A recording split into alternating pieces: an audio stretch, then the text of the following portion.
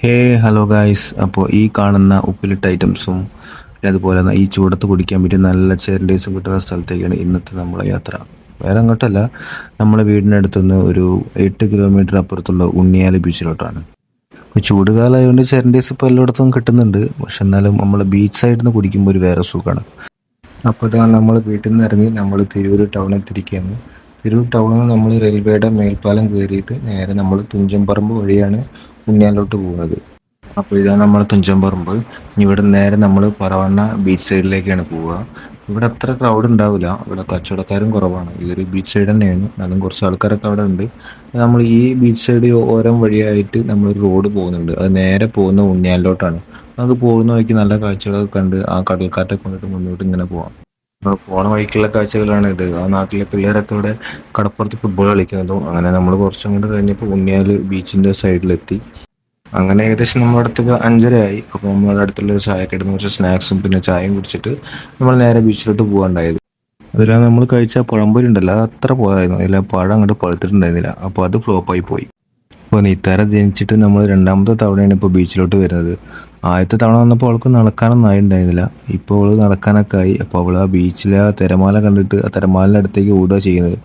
അപ്പോൾ നിത്താരടക്കം ഞങ്ങൾ 6 പേരാണ് വന്നിട്ടുള്ളത്.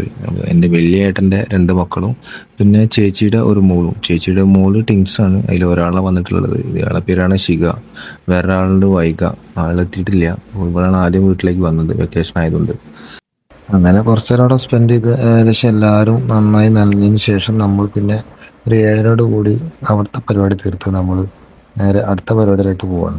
ഇനി കുറച്ച് ചെരണ്ടീസും കുടിക്കണം, കുറച്ച് ഉപ്പിലിട്ടൊക്കെ ടേസ്റ്റ് ചെയ്യണം. അപ്പോൾ നമ്മൾ വന്ന പാടെ തവണ ചെരണ്ടീസ് കുടിച്ചതാണ്, പിന്നെ നമ്മൾ പോകാൻ നേരത്തൊന്നും കൂടെ കുടിക്കാൻ വിചാരിച്ചു.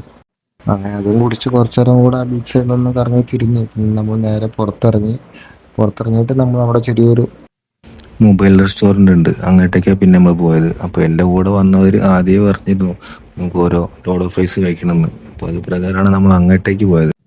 അപ്പോൾ ആ 2 കുട്ടികൾ നമ്മളും ലക്ഷ്യമൊക്കെ നമ്മൾ നേരേക്ക് കേക്കും കൊണ്ട് വരുന്നു. അപ്പോൾ ഇതിൽ ആ കേക്ക് ട്രേ പിടിച്ച ആളല്ല, കേക്ക് ട്രേ പിടിക്കാത്ത ആളുടെ ബർത്ത്ഡേ ആണ്. അപ്പോൾ അവർ നമുക്ക് നീട്ടിയ കേക്കിൽ നിന്ന് പൊന്നു ചെറിയ ചെറിയ പീസ് എടുത്തിട്ട് 2 വായിലേക്ക് വെച്ച് കൊടുത്തിട്ട് അവളൊരു പീസ് എടുത്തു, പിന്നെ നമ്മളെല്ലാവരും ഓരോ പീസ് എടുത്തു. അവരെ ബർത്ത്ഡേ വിഷസും പറഞ്ഞപ്പോൾ നമ്മൾ ഹാപ്പി, അവരും ഹാപ്പി. അങ്ങനെ ഏകദേശം 20 മിനിറ്റ് കാത്തിരുന്നതിന് ശേഷം നമ്മൾ പറഞ്ഞ ലോഡ് ഓഫ് ഫ്രൈസ് ഇവിടെ എത്തിയിരിക്കുകയാണ്. പിന്നെ അതുമലായി നമ്മളെ മല്ലിക്കെട്ടൽ. ഒരു ബോൾ ലോഡ് ഓഫ് ഫ്രൈസിന് 150 രൂപയാണ്. പിന്നെ അത്യാവശ്യം നല്ലൊരു ആംബിയൻസ് ഉള്ള റെസ്റ്റോറൻ്റ് തന്നെ കേട്ടോ. പിന്നെ നമ്മളെ നല്ല കടൽക്കാറ്റും കൊണ്ട് നമുക്ക് അവിടെ നിന്ന് കഴിക്കാം. അങ്ങനെ അതും കഴിച്ച് നമ്മൾ അവിടെ നിന്ന് ഇറങ്ങി നേരെ വീട്ടിലോട്ട് പോകണം. അപ്പോൾ ഇത്രയേ ഉള്ളൂ ഇന്നത്തെ വീഡിയോ. ഇഷ്ടപ്പെട്ടവരുണ്ടെങ്കിൽ ലൈക്ക് ചെയ്യണം, പറ്റുന്നവരുണ്ടെങ്കിൽ കൂടെ കൂടി സപ്പോർട്ട് ചെയ്യണേ.